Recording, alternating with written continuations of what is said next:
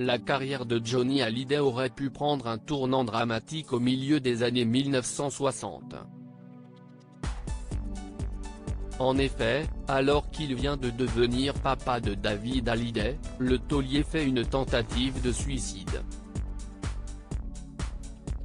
Dans une interview accordée à nos confrères de Télé Loisirs, Sylvie Vartan, sa compagne de l'époque, revient sur cette période noire.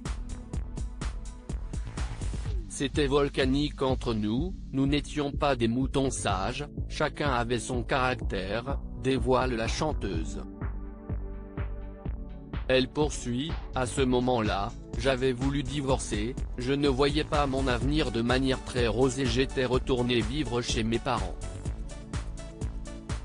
Johnny Hallyday devait également faire face à des problèmes avec la justice, mais aussi avec le fisc, qui lui réclame près de 4 millions de francs. Pour rappel, il n'avait que 23 ans à l'époque. J'ai réellement voulu mourir.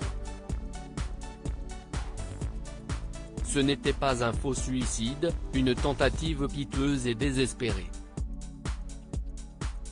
Je n'ai jamais fait les choses à moitié, avait confié le rocker lui-même.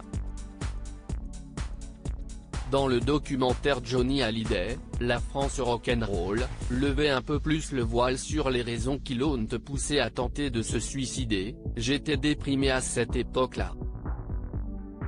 Ma carrière avait baissé et je traversais un moment creux de ma vie. J'avais accepté de faire Noir si est noir qui n'est pas une chanson de moi mais qui correspondait bien à l'ambiance de la génération perdue. J'étais en dépression. J'avais flippé et j'étais très fatigué. Dans ce cas-là, on le fait sans savoir qu'on le fait. Je ne me suis pas dit que j'allais me suicider. À un moment donné, j'en ai eu marre et je l'ai fait.